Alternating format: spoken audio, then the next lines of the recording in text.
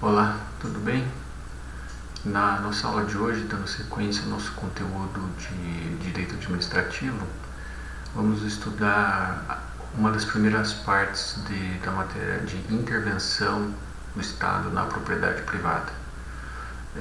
A matéria intervenção do Estado na propriedade privada ou intervenção estatal na propriedade privada, nós vamos aqui estudar em 3 aulas. Aqui a aula de hoje, algumas premissas básicas, e vamos estudar algumas formas de intervenção. Na próxima aula vamos estudar o tombamento e na aula seguinte vamos estudar a desapropriação.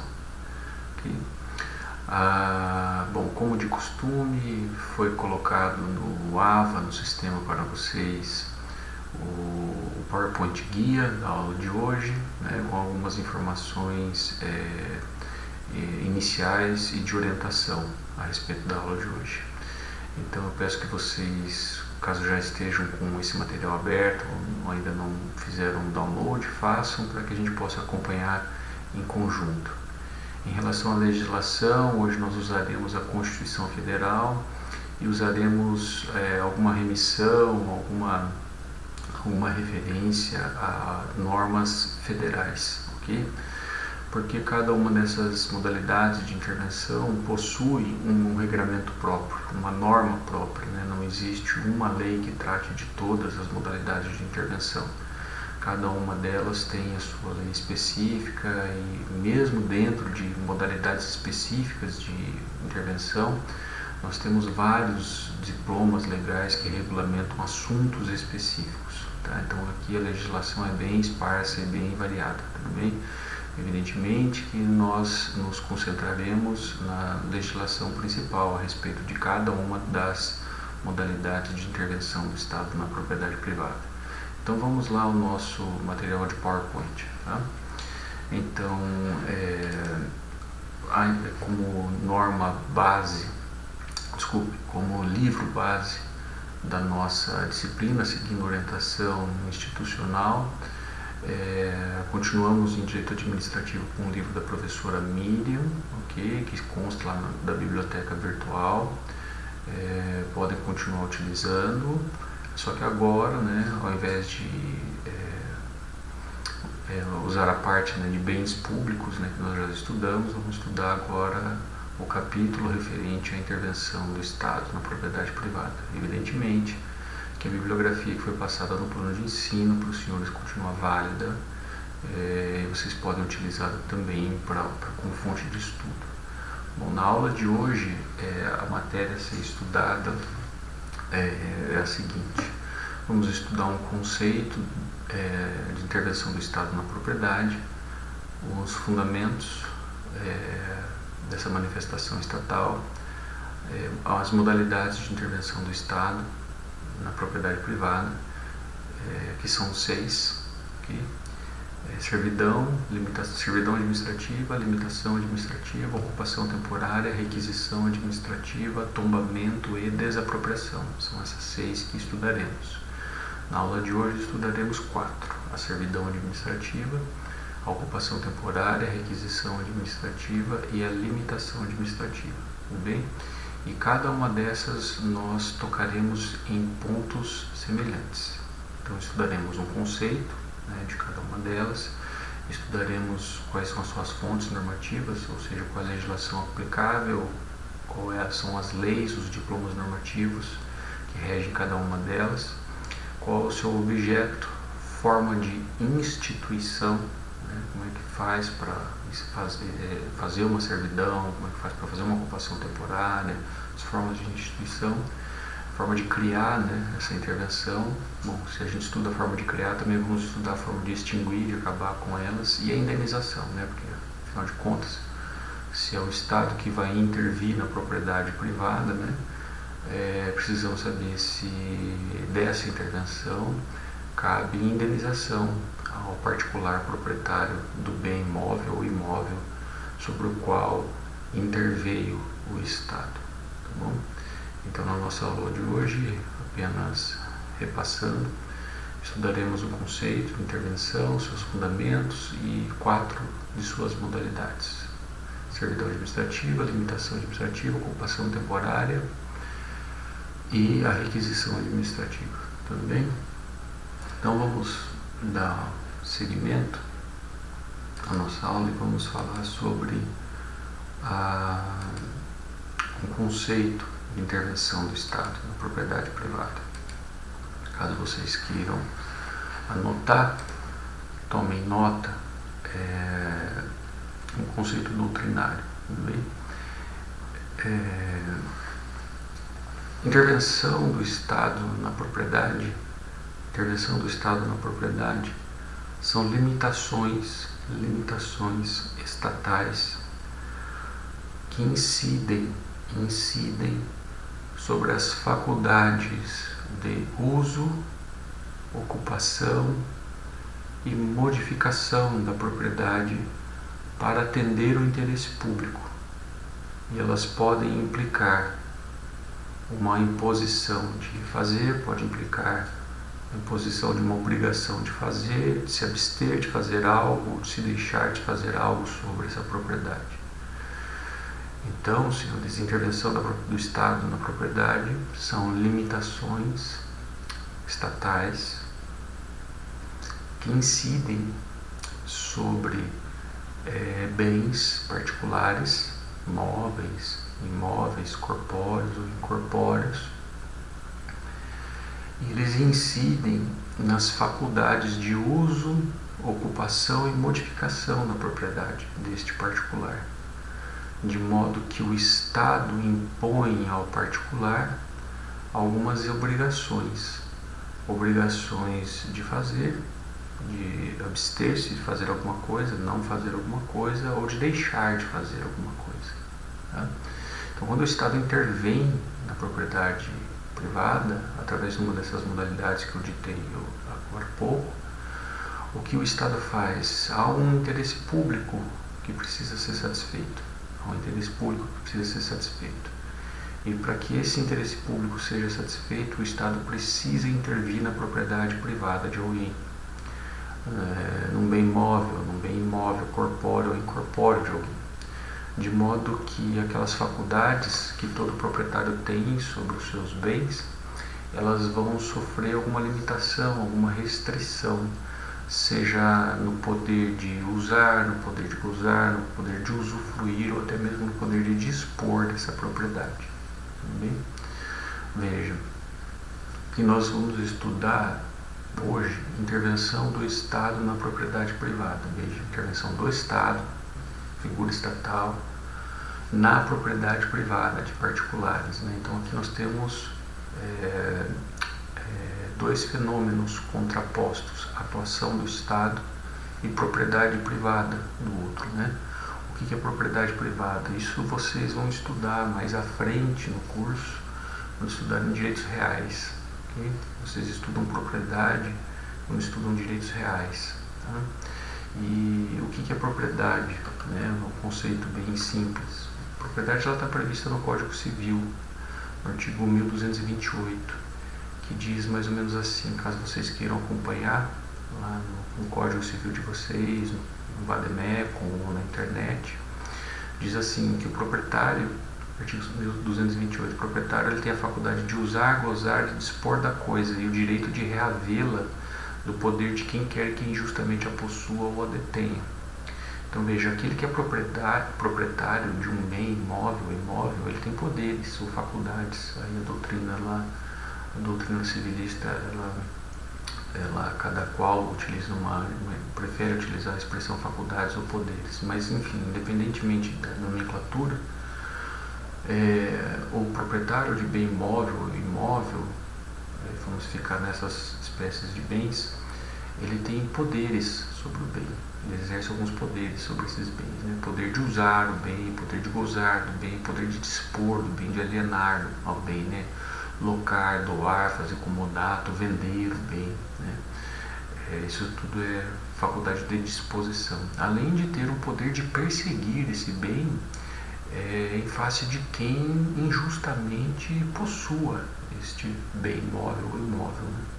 Aí você estuda as suas possessórias, tal, a integração de posse, essas coisas, né, que tem mais a ver lá com o direito civil e não aqui com o direito administrativo. Enfim, então, de um lado, o que nós vamos estudar hoje é a propriedade privada. Alguém, proprietário particular, que é proprietário de um bem, e sobre esse bem ele tem essas faculdades.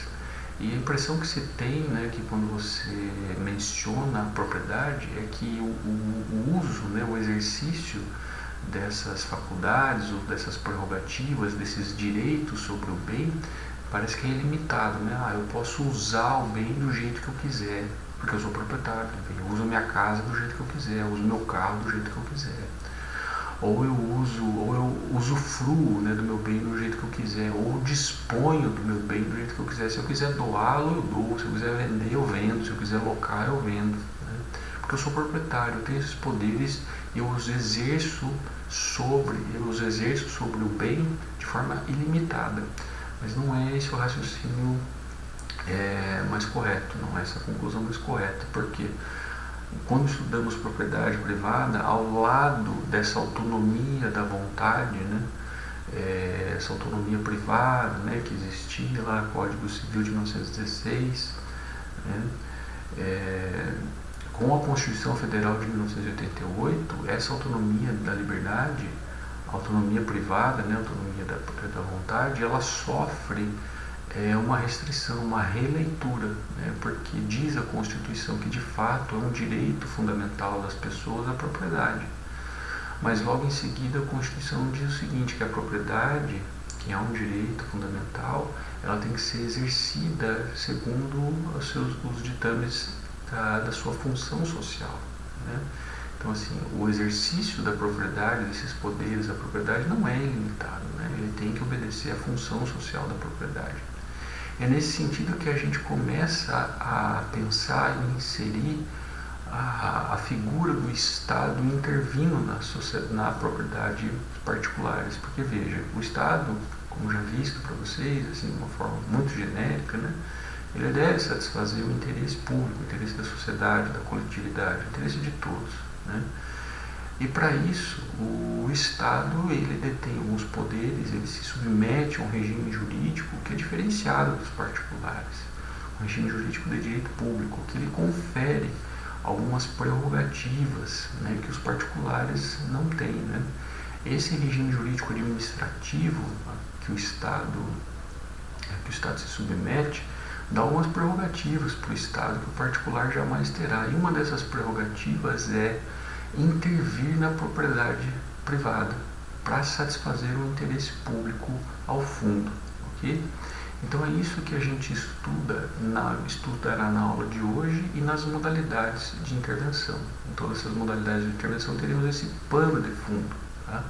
O Estado precisando da propriedade privada e caso exerça uma das modalidades dessa intervenção, ele vai impor ao particular proprietário algumas obrigações, algumas restrições ao exercício desses poderes sobre o bem imóvel ou imóvel sobre o qual incide a intervenção, que não poderá fazer o que bem entender, né, porque o Estado estará intervindo. Bem, então, feita essa introdução, né, de intervenção do Estado na propriedade privada, né, parece que agora o conceito que foi ditado anteriormente se torna um pouquinho mais claro, né? A intervenção do Estado na propriedade são limitações estatais, limitações impostas pelo Estado, que, para satisfazer o interesse público, impõe ao particular proprietário de bens móveis, imóveis, corpóreos ou incorpóreos, algumas obrigações de fazer, obrigações de não fazer, obrigações de se deixar que se faça algo, né? Tudo em nome de um interesse público. Bem? Então, passado esse conceito, quais são os fundamentos, né? O que justifica a intervenção do Estado na propriedade privada, né? Bom, foi feita essa introdução, né, dessa vinculação entre propriedade privada e intervenção do Estado, mas veja, os fundamentos que sustentam, né, a existência da intervenção do Estado na propriedade privada são de duas ordens. O primeiro já foi dito, né, que toda a propriedade no Brasil tem que cumprir a sua função social. Isso é Está previsto no artigo 5º, né, inciso 23 da Constituição, artigo 5º, inciso 23 da Constituição. No 22 está escrito que é direito fundamental, né, artigo 5º, os direitos fundamentais. Então, artigo 22, né, todos têm direito à propriedade, inciso 23, toda propriedade tem que atender à sua função social. Então, esse é o primeiro fundamento de se justificar a existência de um Estado intervir na propriedade privada. E o segundo fundamento é que existe um interesse público, né, a ser satisfeito, é a satisfação do interesse público. Tá bom? Então, são esses os dois fundamentos que justificam a existência, né, da intervenção do Estado na propriedade privada. Tá bom? Bom, quais são as modalidades, então, de intervenção do Estado na propriedade privada? Bom, essas modalidades, senhores, elas podem ser classificadas de duas ordens, né? Modalidades restritivas ou brandas de intervenção, ou seja, nessas modalidades em que o Estado intervém na propriedade de forma apenas restritiva, né, ou branda, nessas modalidades o proprietário vai conservar consigo o domínio, a propriedade do bem. Ele não perderá a propriedade do bem, ok? Mas algumas de suas faculdades, daqueles poderes, ele não poderá exercer de forma absoluta, ok? Então, são modalidades restritivas ou brandas de intervenção do Estado na propriedade. Aquelas nas quais o proprietário ele não perde o domínio, a propriedade do bem, mas sim sofre algumas restrições impostas pelo Estado sobre alguns dos poderes de propriedade. Quais são as modalidades intervenção do Estado que se encaixam nessas espécies restritivas ou brandas? Bom, primeiro a servidão, depois a limitação administrativa, né? Então, primeiro servidão administrativa, segundo limitação administrativa, a ocupação temporária, a requisição administrativa e o tombamento.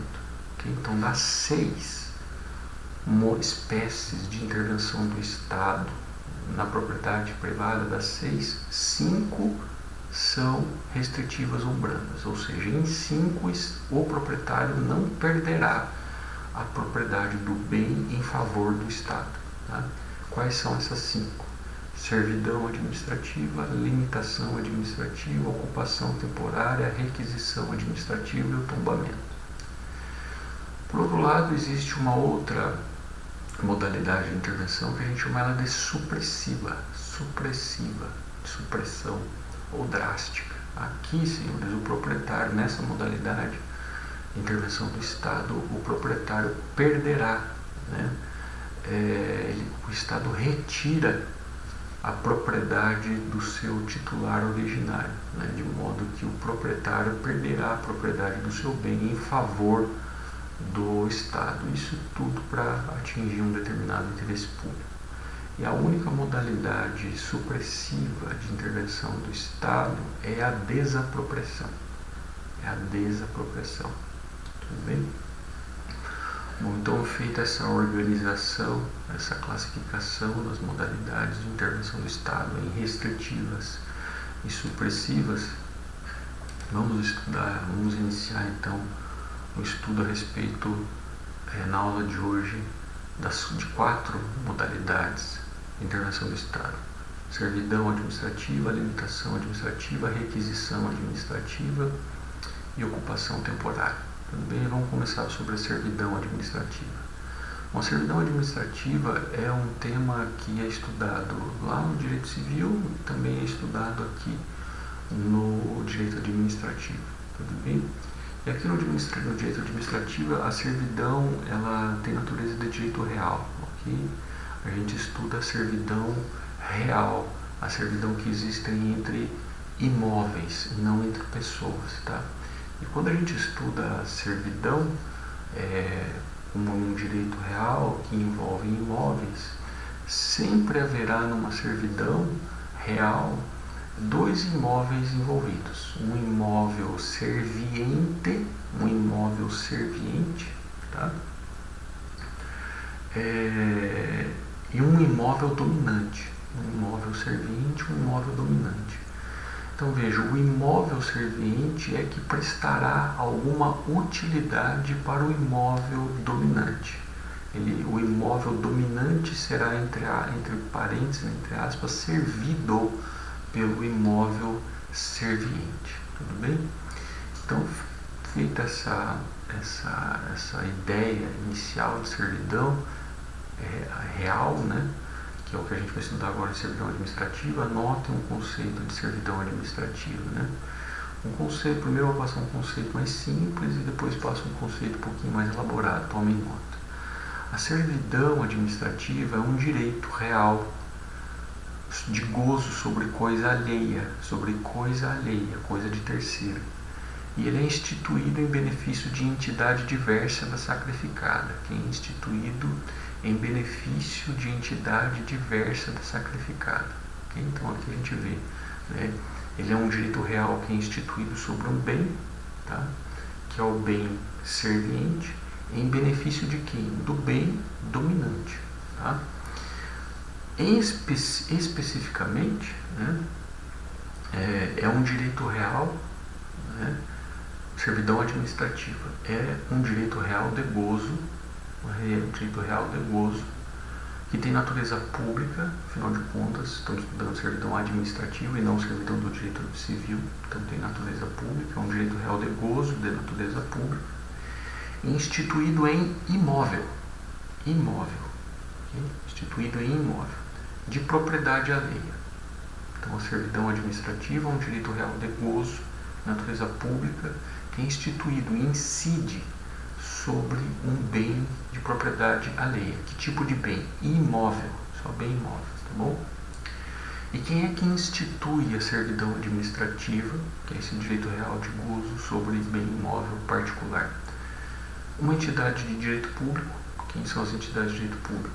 União, Estados, Distrito Federal, municípios, autarquias e fundações, ou seus delegatários. Isso desde que haja lei autorizando para os delegatários, né? Então, essas pessoas de direito público, numa servidão administrativa, o que elas fazem? Fazem incidir um direito real de gozo sobre a propriedade privada, em favor de um serviço público, aqui está um interesse público a ser satisfeito, existe um interesse público, um serviço público a ser satisfeito, né? Ou tem que se afetar esse bem a uma determinada finalidade pública. Esse bem sobre o qual incide a servidão é para afetá-lo a uma determinada finalidade pública. Então, repassando, servidão administrativa é esse direito real de gozo, natureza pública, que incide sobre bem imóvel de particular. A servidão administrativa ela é instituída por entidade de direito público, e essa servidão ela vai se instituir evidentemente num bem imóvel. Qual a finalidade de se instituir uma servidão administrativa? Para que ela funcione, esse bem imóvel, ele funcione a favor de um serviço público, ou ele seja afetado a uma determinada finalidade pública. Então, exemplos de servidão administrativa que são mais próximos assim da gente, para a gente ficar um pouquinho mais, ter mais uma ideia concreta a respeito do que a gente está estudando. As linhas de transmissão de energia que saem das usinas hidrelétricas produtoras de energia até chegar na sua casa, né? Elas passam em cima de, elas são transmitidas evidentemente através de cabos, né, de energia elétrica. Esses cabos eles saem da usina e chegam até a cidade onde essa energia é distribuída, através de torres de transmissão, né? Então, quando você viaja, por exemplo, aqui pelo estado do Paraná, você já deve ter notado, né, aquelas torres gigantescas, né, de transmissão de energia elétrica, né? Até dentro mesmo da cidade nós temos algumas dessas torres, né? Ali na Avenida das Torres, até um tempo atrás, a gente tinha essas torres, né? Essa é a razão pela qual aquela avenida era chamada Avenida das Torres. Hoje não tem mais as torres, né? Foi retirado isso com a obra das copas. Esses cabos de transmissão foram todos enterrados, né? Mas aquelas torres, né? Aquelas estruturas metálicas enormes, né? São utilizadas para segurarem, né, os cabos por onde passa a energia elétrica, essas torres elas são fixadas, né, no terreno, né, e muitas vezes elas são fixadas em terrenos de propriedade particular, senhores, são fixadas em terrenos de propriedade particular. E para que o Estado possa, né, fazer com que a energia elétrica chegue às pessoas, aos particulares, né, prestar esse serviço público, então aí é que está o interesse público de fundo, né, do pano, o Estado ele insere, né, essas estruturas gigantescas em propriedades particulares, caso isso seja necessário. Né? Aqui, né, o fio precisa passar aqui, o cabo de energia elétrica precisa passar por esse caminho, e aqui nós precisamos fixar uma dessas estruturas metálicas. Bom, aqui infelizmente tem uma propriedade privada, nós vamos fixá-la aqui. Então nós vamos instituir sobre esse pedacinho dessa propriedade privada uma servidão administrativa. Okay? Então este bem ele vai servir à coisa dominante, que é essa estrutura metálica, né? Que é essa estrutura metálica para satisfazer o interesse público. Né? Outro exemplo de servidão administrativa, né, são corredores, por exemplo, que são instituídos, corredores de passagem, que são instituídos em parte de imóveis particulares, para que ambulâncias passem por ali, porque não existe um outro caminho, né, por exemplo, se prestar um serviço hospitalar, um serviço médico. Então, essas servidões de passagem, né, em propriedades privadas, caso sejam instituídas pelo poder público, isso é uma servidão administrativa também. Outro exemplo de servidão administrativa são as placas com nomes de ruas, né, que são colocadas nos imóveis, né, isso aqui é a rua tal.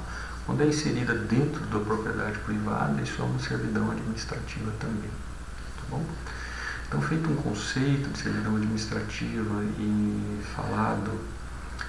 dado alguns dos seus exemplos, né, como é que ela é instituída, né? Bom, antes de falar como ela é instituída, quais são as fontes normativas, né?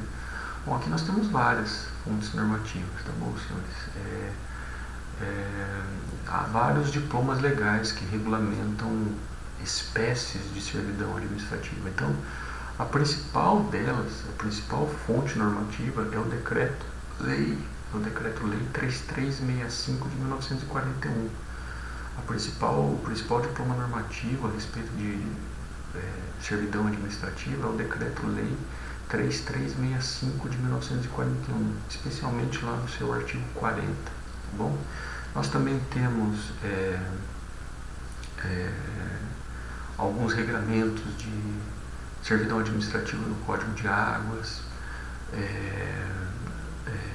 também temos algumas servidões, né, previstas na Lei de Consórcios Públicos, ok? Então, mas a principal delas é esse Decreto-Lei de 1941, 3365 de 1941. Bom, como é que se institui, né, uma servidão administrativa, né? A instituição ela pode ser dada entre acordo entre as partes, né, o poder público e o particular. Né? Feito esse acordo, vamos instalar aqui essa estrutura para passar o cabo de energia elétrica. Você concorda? Concordo. Beleza, vamos fazer uma escritura pública e vamos registrar isso no registro de imóveis. Então, assim é feito por acordo. Quando não dá certo o acordo com o particular, o poder público vai lá e ingressa com uma ação judicial específica, né, com esse objetivo de instituir a servidão administrativa. Vai seguir um procedimento, essa ação judicial segue um procedimento muito semelhante ao procedimento de desapropriação. Tá bom? Então, essas são as duas formas principais, né, de se instituir servidão: por acordo judicial e por sentença judicial. Okay?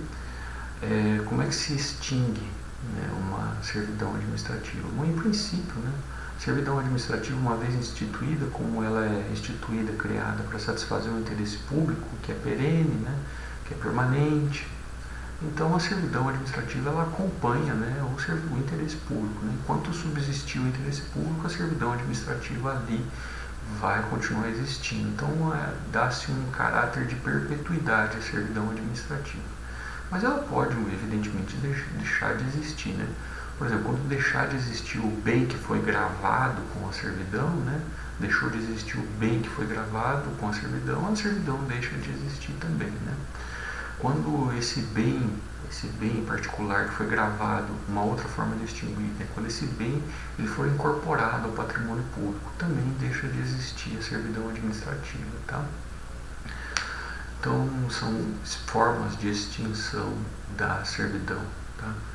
E por último, né, o Estado existe o dever de indenizar o particular que sofre, né, as consequências da servidão administrativa, né?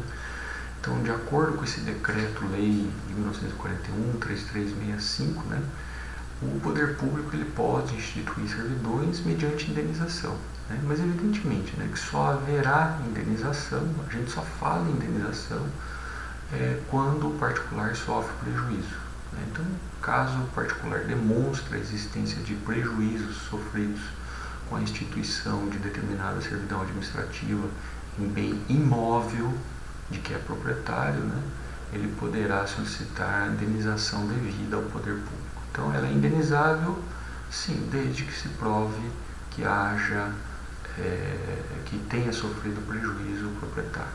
Bom, quando a gente estuda servidão administrativa, né, a gente termina de estudar, logo em seguida a gente estuda a limitação administrativa. Então, vamos passar o estudo da limitação administrativa.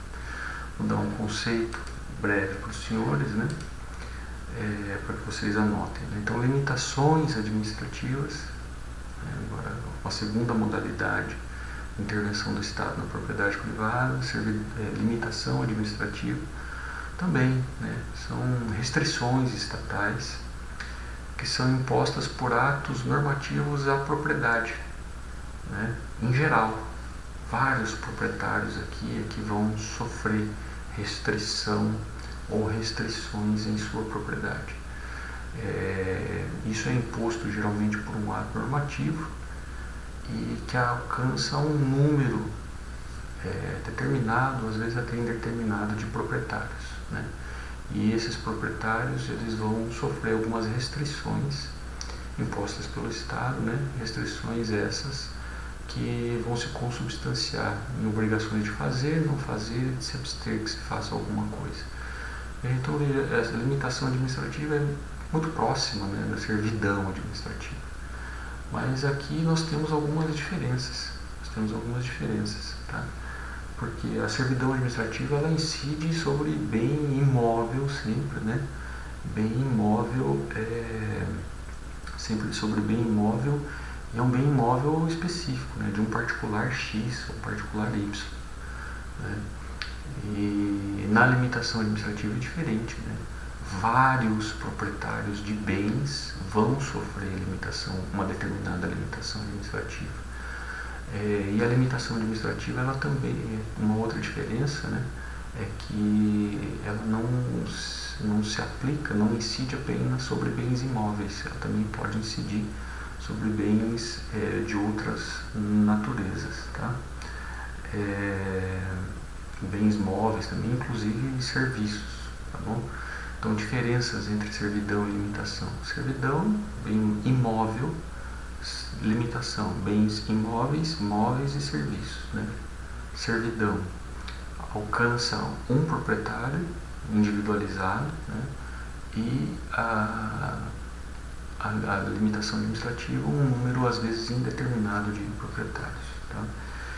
Então, repassando esse conceito de limitação, a limitação administrativa é essa restrição estatal que é imposta por ato normativo, pessoas jurídicas do direito público, sobre bens móveis, imóveis e serviços, sobre os quais algumas faculdades de proprietários sofrerão algumas restrições, né? Porque eles ficarão sujeitos ao cumprimento de obrigações de fazer, não fazer ou de deixar de fazer alguma coisa, tá?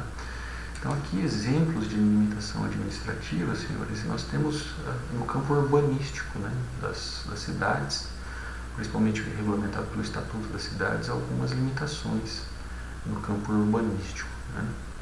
Então, por exemplo, aqui na cidade de Curitiba nós temos uma limitação administrativa que é muito interessante, né?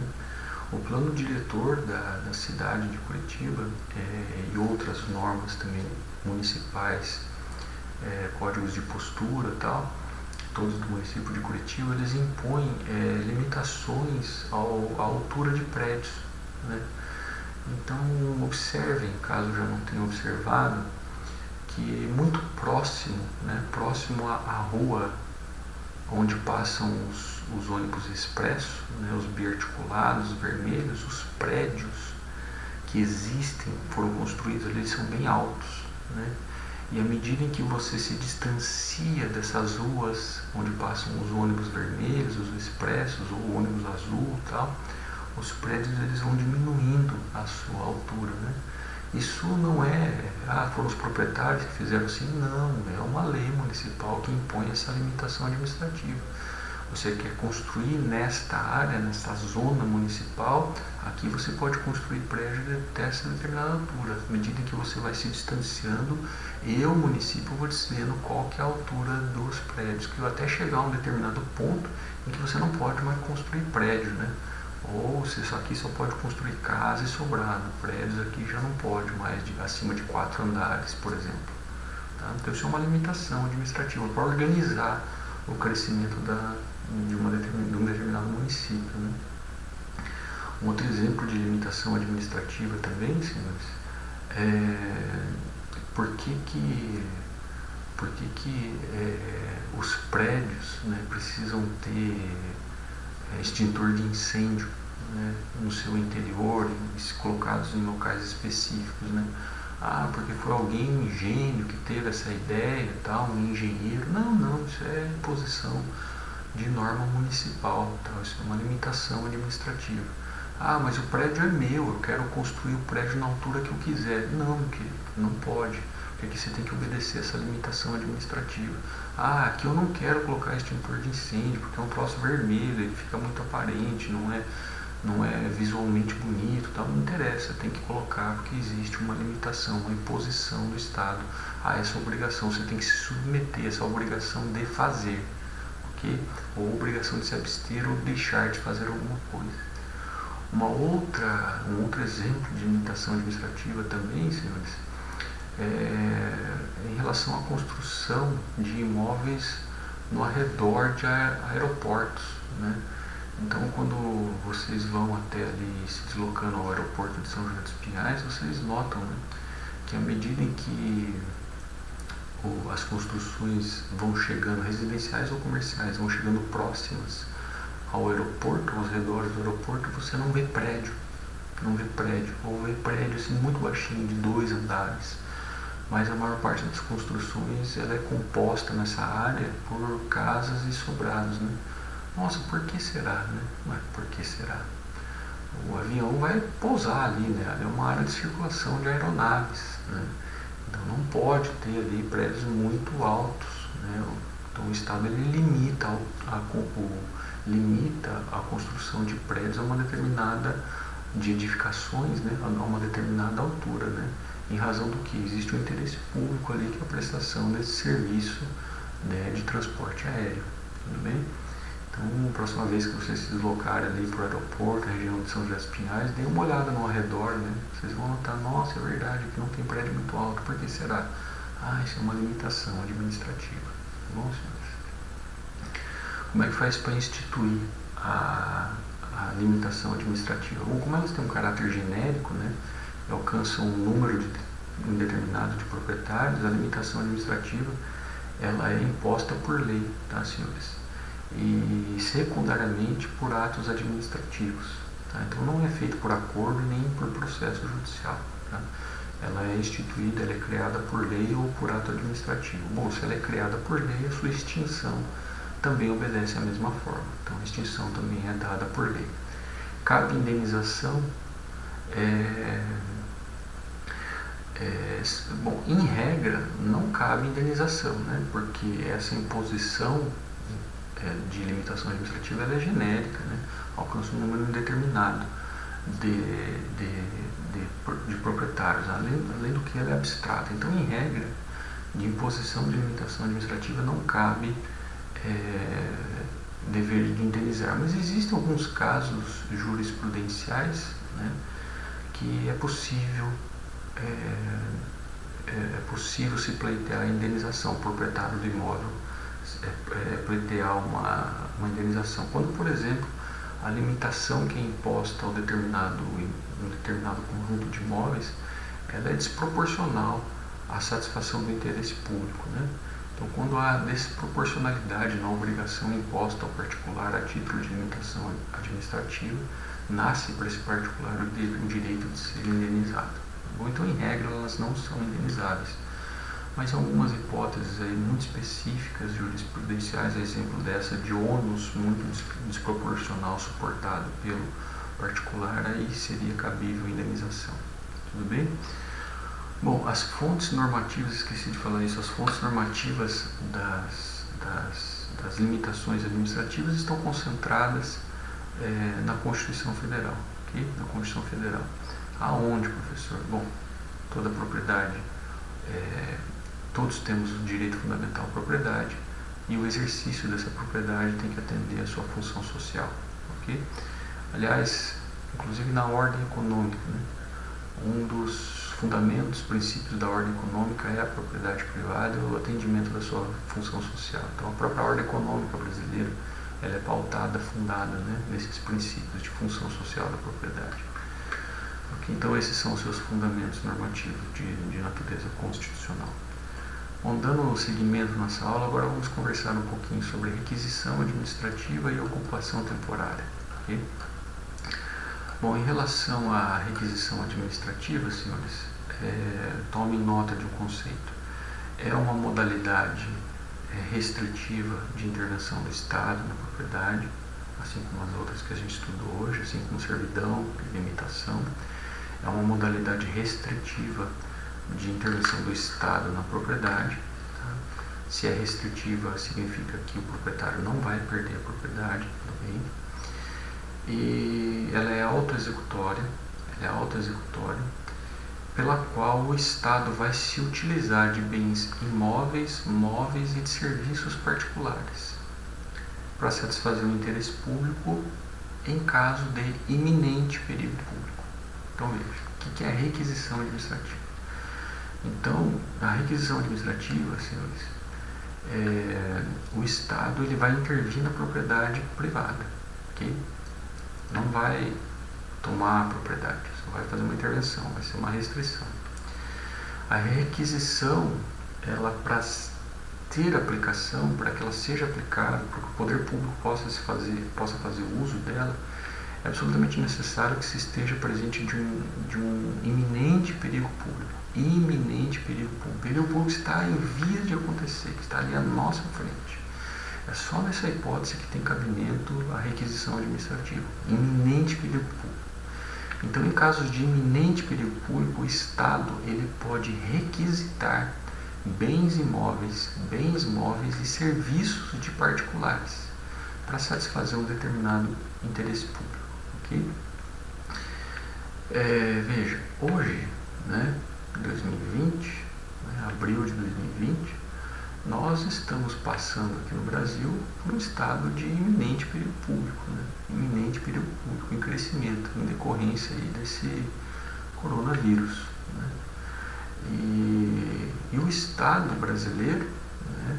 O Estado brasileiro, ele está se valendo de requisições administrativas, porque os serviços públicos hospitalares, né, médicos hospitalares, eles precisam, as pessoas que trabalham ali, né, os servidores públicos, eles precisam de máscaras, né, e equipamentos de proteção individual para desempenharem bem o seu trabalho e resguardarem a sua saúde, né, da transmissão desse vírus. Veja, está faltando, né, máscaras e alguns EPIs para serem fornecidos a essas pessoas, né? O que o Estado está fazendo? Né? Existe uma legislação federal que disciplina a respeito disso, porque a competência para legislar sobre a requisição administrativa é da União. Então, com base nessa legislação federal, os demais estados, municípios, né, as pessoas do direito público, elas podem requisitar, né, uso de máscaras, por exemplo, de fábricas particulares que fabricam, né, essas máscaras, por exemplo. Né? Então, no estado do Paraná, foi publicado um decreto em março, né, acho que é decreto 4.315, algo assim, se eu não me engano, que disciplina, dentre outros objetos, a requisição administrativa de máscaras, né? Em cima de isso, essa requisição incide sobre produtores, distribuidores deste EPI. Então o Estado ele pode ir lá e requisitar essas máscaras do particular e fazer a distribuição dentro de hospitais públicos ou até mesmo para a população, para proteger a população, né? Então veja, isso é requisição administrativa, tá bom? Então é uma modalidade de intervenção do Estado na propriedade privada, né, restritiva, em que somente em caso de iminente perigo público o Estado vai requisitar bens imóveis, móveis e serviços de particulares, né? Então é possível, por exemplo, também está acontecendo agora em razão do coronavírus, né, que municípios estão requisitando leitos, né, hospitalares de hospitais particulares, né, porque os hospitais públicos estão ficando cheios, aí não tem mais como colocar as pessoas lá dentro, né, que precisam do atendimento específico, não há mais leitos públicos, então os municípios estão requisitando leitos de unidades hospitalares particulares, né.